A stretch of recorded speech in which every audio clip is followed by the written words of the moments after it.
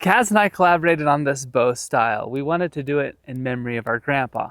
But before we do a couple videos about the bow, we wanted to tell you about Grandpa first. So we hope you enjoy.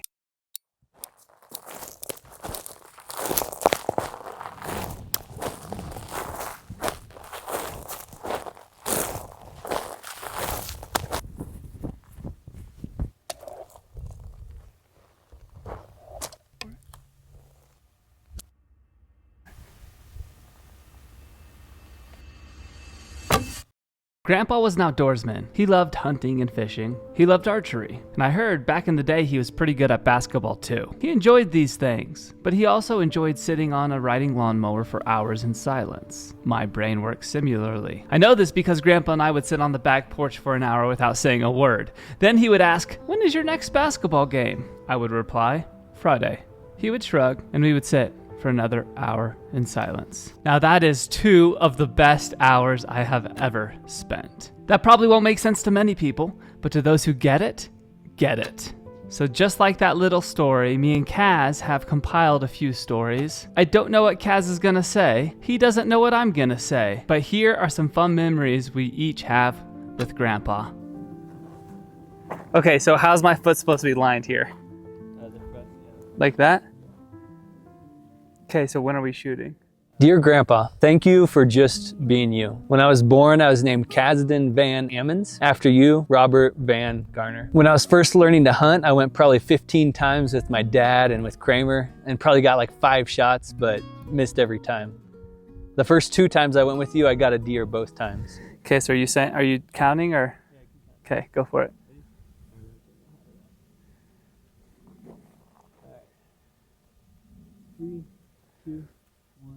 I was 6 years old the first time I walked into your house in Texas. I didn't really know you yet, not the way I would later, but something caught my eye right away. Trophies lining the stairwell, stretching all the way up into the loft. I remember stopping and asking Grandma, "What are those?" She smiled and said, "Grandpa's pretty good with a bow." A few years later, we came and visited you again. This time, I counted them. I don't remember the exact number, but my gut says there were 89 trophies and medals. But knowing me, I didn't just count the trophies, but I counted what it said on them. And for some reason, 62 of them had the number 1 posted directly on the front of the trophy. Later that afternoon, we went outside to shoot. You had a whole shed dedicated to archery. You had bow presses, fletching jigs, arrow tuning setups, and of course, more trophies tucked away, dust all over them in the corner of your little bow shop. Kind of like they didn't need to be shown off at all. Around there? Yeah, in between us and it. Okay. Closer to the trees, but yeah, right over there. All right, do you want to do the countdown? No. All right, ready? 3, 2, 1. I remember when we went elk hunting in Colorado and I didn't really know what an elk looked like. And so I saw a mule deer through the trees and got really excited, but you told me not to shoot it. At the fire that night, we did highs and lows, and you said that your low was me thinking that the mule deer was an elk and that your high was seeing the mule deer. A couple days later, I got us lost and you just followed me and let me get us lost. You said that my left leg was shorter than my right leg, so I'd walk in circles.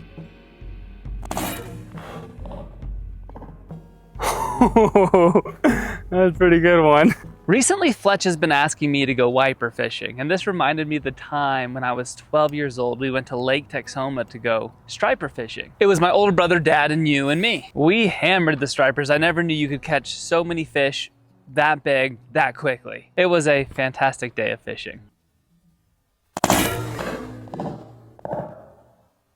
Oh!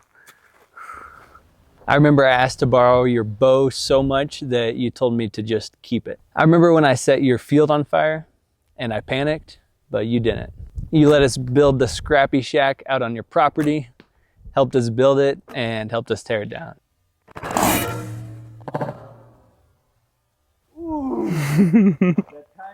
I'll never forget that day in the mountains at elk camp. It was midday and we had some time to kill between hunts. Someone suggested an archery shoot-off, a friendly little competition to pass the time, and I was sure I was gonna win. The rules were simple, 1 shot each. The closest one each round to the bullseye would get 1 point. The first person to 3 points wins. We lined up, me, Kaz, Dad, and you. All of us at the same distance from the target. I figured I had the advantage, but I was wrong. Grandpa, you were winning, and you only needed to have 1 more shot better than us to win. But then I slid one in there from 50 yards, 2 inches from the bullseye. I remember you saying that the target just looked like a blur from 50 yards, just a gray blob. I didn't understand because to my young eyes, the target was completely clear. And I assumed I had already won the competition. But what I didn't factor in was the decades of experience that you have and the muscle memory you carried. You let the arrow fly and smack, dead center, bullseye. Kaz and I ran up to the target to see who was the closest because from that distance we couldn't tell. And sure enough, we burst out laughing and cheering because you beat us again. Then you just gave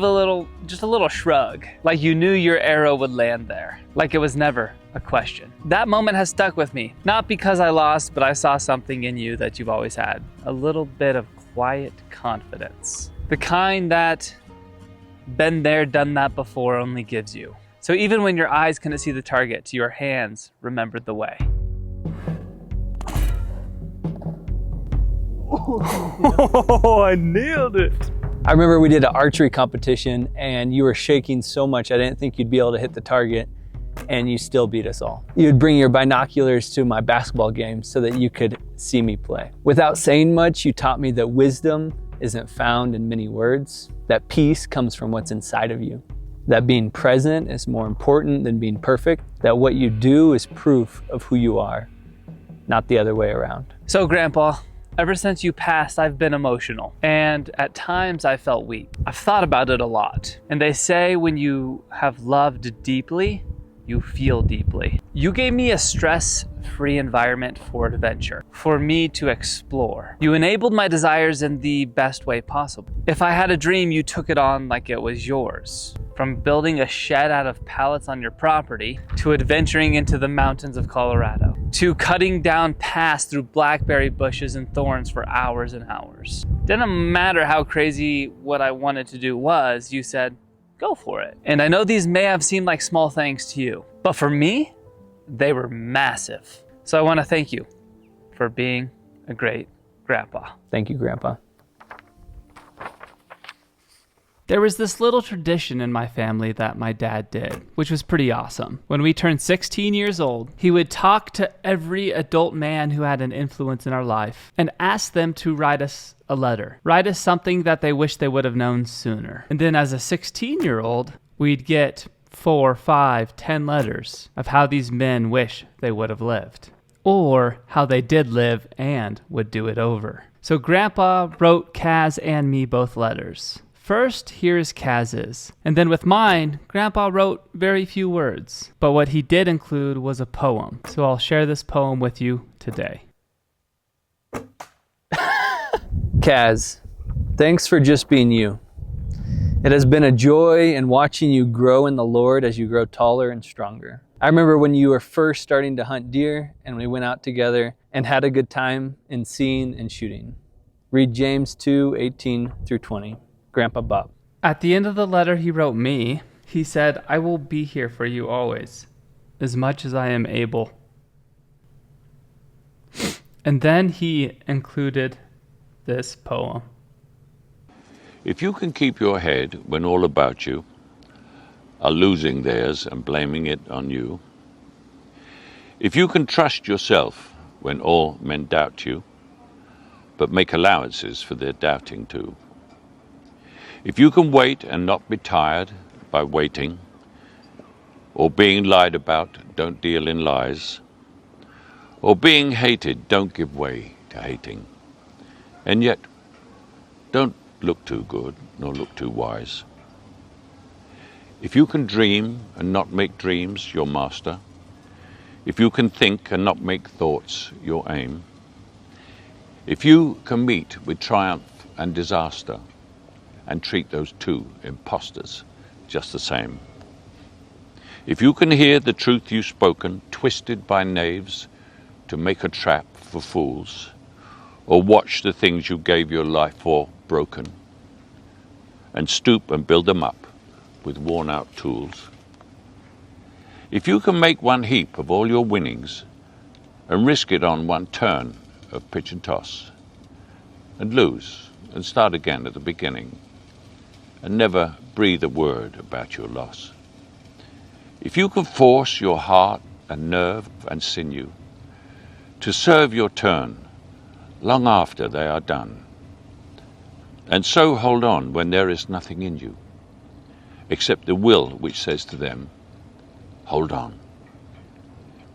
If you can talk with crowds and keep your virtue, or walk with kings nor lose the common touch, if neither foes nor loving friends can hurt you, if all men count with you, but none too much, if you can fill the unforgiving minute with 40 seconds worth of distance run, yours is the earth and everything that's in it. And which is more, you'll be a man, my son.